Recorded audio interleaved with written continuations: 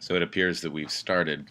I'm trying to figure out just exactly how to go about structuring the mix of what I want you to watch in terms of the videos to take up the class time and what I want you to do in terms of thinking about Weber. So I'm going to start with what I've got scribbled on the screen next to me in terms of Weber, and then I'm going to move from that into a short discussion of some of the videos I have in mind.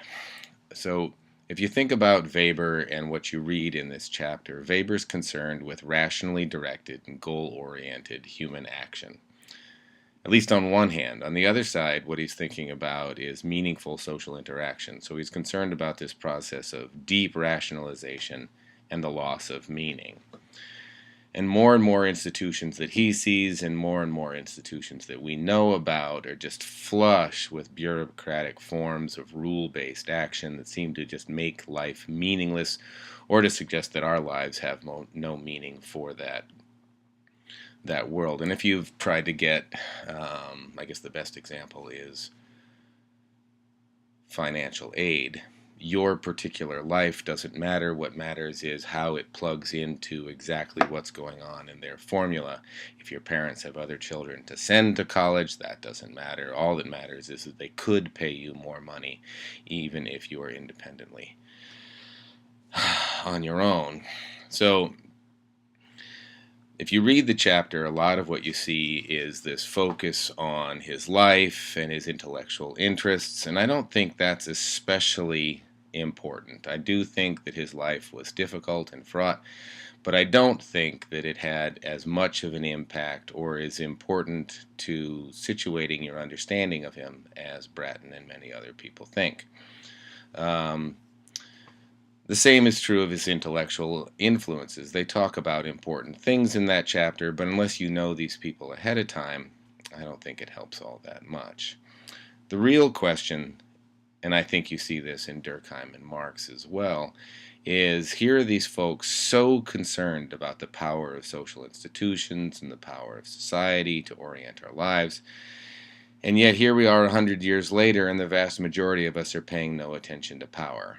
You like how that this lamp is really sort of freaking out the camera right there? Well, there you go.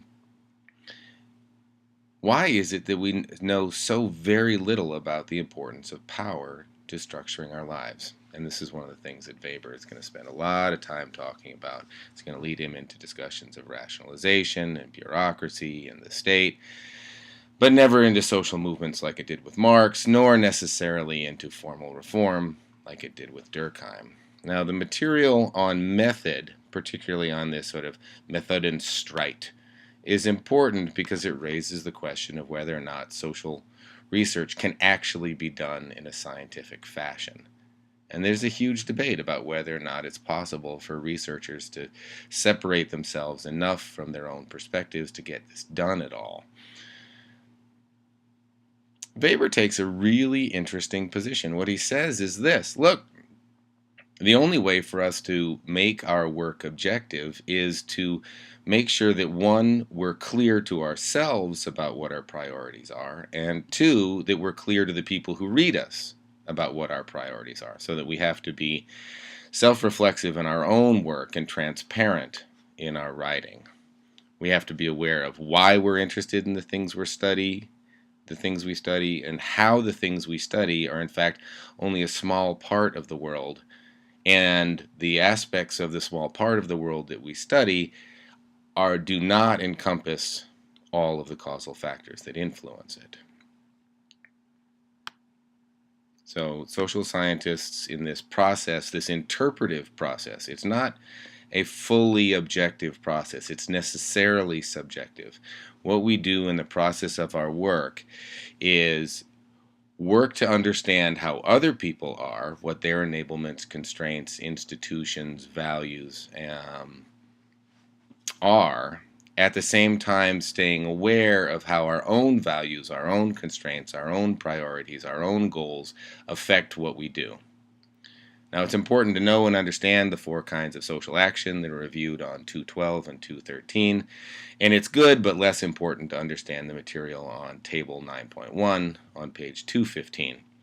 The stuff that follows after that, the material on ideal types, is really important, and we'll go over it on Monday, as well as I'll look for it in the blogs.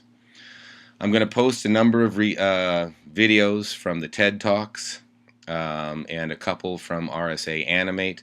They all relate to these issues of meaning, of interpersonal connection, of the structure of society. I want you to watch them all. It won't take the 50 minutes that class would take, and I want to have as much of a discussion of them as we can in the context of Weber on Monday. That does it for now. You can see that we're packing and we have piles of stuff in the background. I will see you on Monday. Bye-bye.